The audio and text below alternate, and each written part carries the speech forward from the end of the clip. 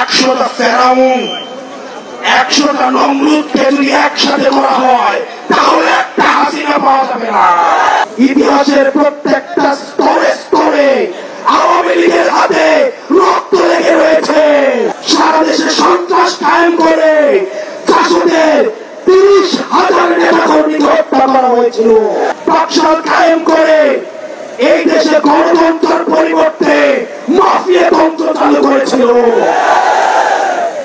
সারা দেশে সন্ত্রাস কায়েম করে জাসদের 30,000 নেতাকর্মীকে হত্যা করা হয়েছিল। আপনারা জানেন ৭২ সালে আওয়ামী লীগ নেতাকর্মীদের লুটপাটের কারণে 15 লক্ষ মানুষ না খেতে পেয়ে মারা গিয়েছিল।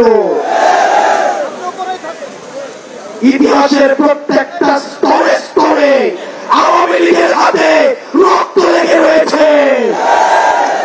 আওয়ামী লীগ যে শুধুমাত্র ক্ষমতায় থাকাকালীন রক্ত ঝরিয়েছে বিষয়টা এমন নয়। আপনারা দেখেছেন 2006 সালে নদী বৈঠা দিয়ে লাঠি দিয়ে নদী দিয়ে পিটিয়ে পিটিয়ে মানুষকে হত্যা করেছে। সর্বপ্রথম আপনারা জানেন 2009 সালে বাংলাদেশের ফার্স্ট লাইন অফ ডিফেন্স ভারতীয় আগ্রাসনবাদের সহায়তায় আওয়ামী লীগ হচ্ছে ভারতীয় এক্সটেনশনের একটা ইমপ্ল্যান্ট একটা দল।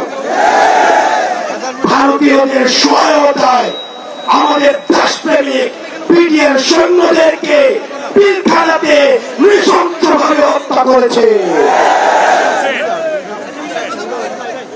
আওয়ামী লীগের অপরাধের ফিরিস্তি যদি দিতে যাই, ইতিমধ্যে আওয়ামী লীগের অপরাধের ফিরিস্তি অনেক দেওয়া হয়েছে। আমরা সহজভাবে যদি বলতে চাই 100টা ফেরাউন 100টা নমরুদকে যদি একসাথে করা হয় তাহলে একটা হাসিনা পাওয়া যাবে না। আমরা স্পষ্ট ভাষায় বলতে চাই এদেশের রাজনীতিবিদ যারা রয়েছেন, ফেসিবাদ বিরোধী রাজনীতিবিদ যারা রয়েছেন, আপনাদের প্রতি আমাদের সম্মান রয়েছে, শ্রদ্ধা রয়েছে। আপনাদের প্রতি আপনাদের দীর্ঘ 1.5 দশকের লড়াই সংগ্রামকে আমরা শ্রদ্ধা জানাই।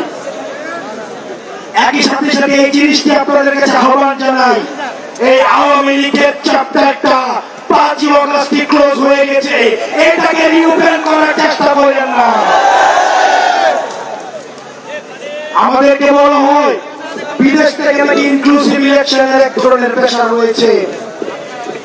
2014 সালে যখন বিএনপি নির্বাচনে আসে নাই তখন ইনক্লুসিভ ইলেকশন কোথায় ছিল?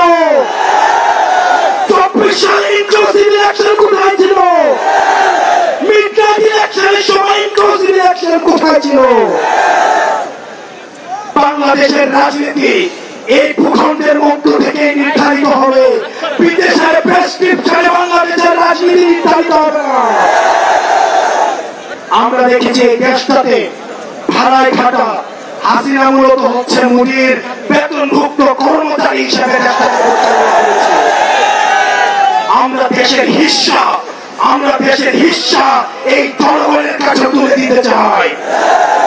সুতরাং এই বারবার আওয়ামী লীগের প্রশ্নটাকে যারা টেনে নিয়ে আসে, 5 আগস্ট যে বিষয়টি সিদ্ধান্ত হয়ে গিয়েছে এই বিষয়টিকে বারবার টেনে নিয়ে আসা যারা আমাদের অস্থিতিশীল করার চেষ্টা করে, আমরা অন্তর্বর্তীকালীন সরকারকে বলতে চাই এই প্রজন্মের যে কনফ্লিক্ট আমরা চাই এটা এখনই শেষ হয়ে যাক, এটা আজকে শেষ হয়ে যাক।